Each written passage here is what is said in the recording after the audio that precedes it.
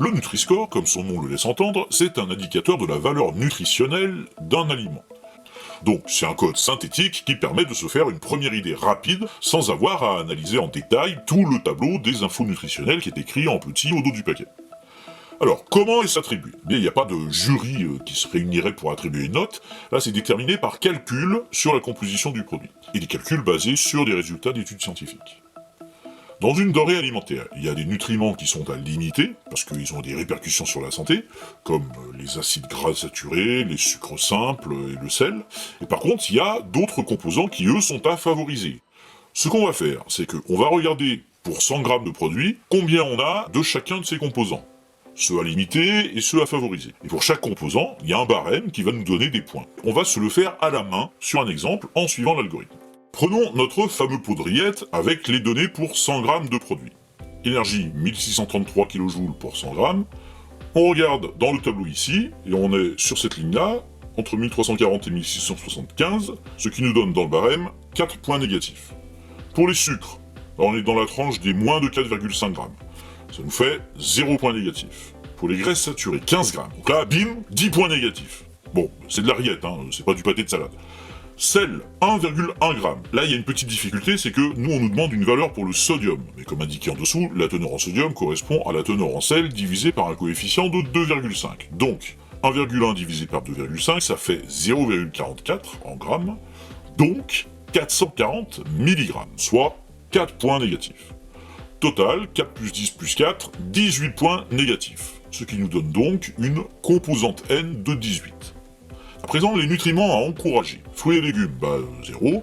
Fibres, 0. Protéines, 15 grammes, ce qui nous fait 5 points. Donc total positif, 5 points. Notre composante P vaut 5. Méthode de calcul. La composante N est supérieure à 11, oui, puisqu'on a 18. Le score nutritionnel est égal à la composante N, à laquelle on retranche les points fibres et les points fruits et légumes, on n'en avait pas, donc ça fait 18. 18, et en nous reportant à la table des scores ici, ça nous donne Nutri-Score D, orangé moyen. Alors attention, une note D ou même E au Nutri-Score, ça veut pas dire non plus que le produit est à jeter. Ça veut juste dire qu'il faut le consommer en petite quantité dans un régime équilibré. Et là, n'oublions pas qu'il s'agit de rillettes à la base. Donc la rillette, c'est forcément gras, hein, à un moment. Le Nutri-Score, il présente tout son intérêt pour comparer entre eux des produits d'une même famille, d'un même rayon. Mais ça n'a aucun sens d'aller comparer de l'huile d'olive et de la salade verte. Forcément qu'ils n'auront pas le même score. Et de toute façon, même pour l'huile d'olive, vous n'allez en consommer qu'une quantité faible. A priori, vous n'allez pas la boire au verre et vous vous en tapez 100 grammes d'un coup. Et revenons un peu sur l'histoire de ce Nutri-Score. Au départ, ça a été proposé par des Français, en 2014, dans un labo de recherche en épidémiologie nutritionnelle de l'université Sorbonne-Paris-Nord, à partir d'un calcul de la FSA britannique. Et c'est devenu un étiquetage sur les produits, adopté par la France en 2017, puis au niveau européen par la Belgique, l'Allemagne, le Luxembourg, l'Espagne, les Pays-Bas, et aussi la Suisse. Mais c'est sur une base volontaire, c'est pas obligatoire. Et il y a des pays comme l'Italie qui y sont défavorables.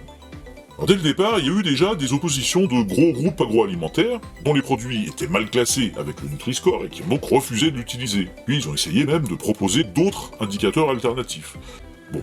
Et alors depuis, en 2020, il y a eu une étude de bilan après 3 ans de Nutri-Score, et comme c'est devenu de fait un argument marketing, on a vu des gros groupes agroalimentaires qui étaient réticents au départ, se mettre à utiliser le Nutri-Score. Alors, évidemment, comme c'est pas obligatoire, ils ont toujours la possibilité de ne le mettre que sur les produits qui les arrangent, ou parfois, et ça c'est une pratique nouvelle, ils se débrouillent pour obtenir une meilleure note. Imaginons que je sois un industriel producteur de rillettes. Voilà sa composition, mais quand je calcule mon Nutri-Score, j'obtiens un 19, donc un score de E. Je peux peut-être descendre ma note à 18 pour passer du E au D. Il va suffire que je change très légèrement ma recette pour perdre juste un point quelque part. Peut-être enlever du sodium. Si je passe à 440 au lieu de 460, je serai en dessous du seuil de 450 et ça me fera un point négatif en moins. Donc si j'enlève un chouïa de sel, si je passe de 1,15 à 1,10 g de sel pour 100 grammes, j'obtiens un D au lieu d'un E.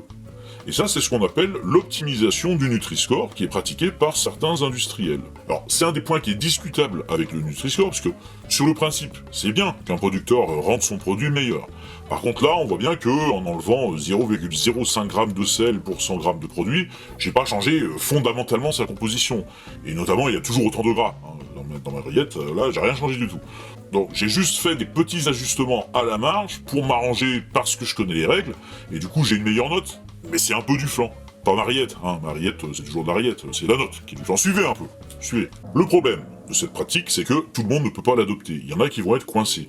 Parce que pour un industriel de l'agroalimentaire qui fait des produits sans cahier des charges imposé, c'est possible d'ajuster sa recette.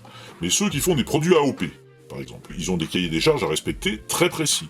On peut pas enlever du sel comme ça, on peut pas changer la recette traditionnelle du Cantal ou du Roquefort pour gagner des points au Nutri-Score. Donc on le voit, on a des producteurs qui s'estiment défavorisés par ce type d'indicateur et qui vont faire pression pour que, par exemple, s'il devient obligatoire, il y ait des dérogations pour les AOP, ou des règles de calcul adaptées.